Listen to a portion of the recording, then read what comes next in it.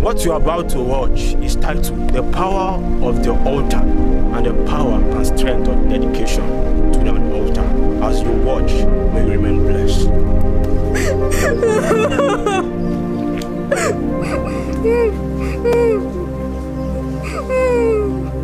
Woman, why are you crying? My son is ill. Have you taken him to an altar? No. Stop crying. I will help you.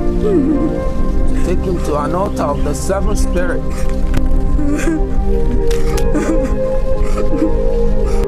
The elder and the mother with her son on their way to the altar for the initiation and the protection of the young man. So, in this life, one thing we should consider, one thing we should always put in mind is where we take our children to. Because in the altars lie three constitutions that makes it up. Lies the strength of the altar, lies the voice of the altar, and lies the sacrifice of the altar.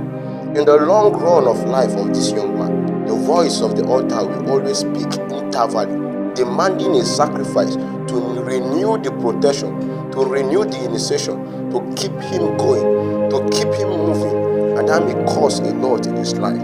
That's why I will urge us, as we carry our children everywhere, anywhere, looking for help, let it be in the house of the Lord. Let it be to a right altar. Let it be to where help can be given and much is not demanded.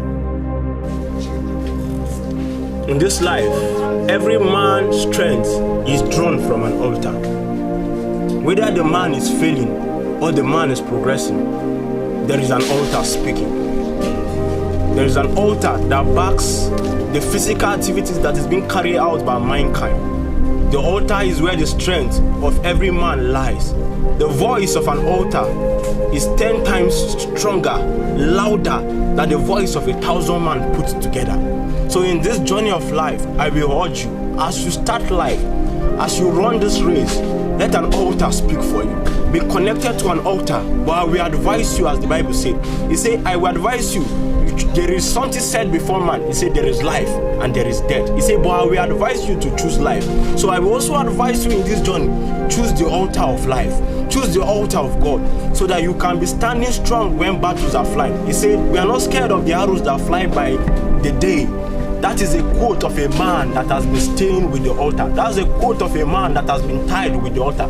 That is the quote of a man that has intimacy with the altar. The altar is the shield of a man.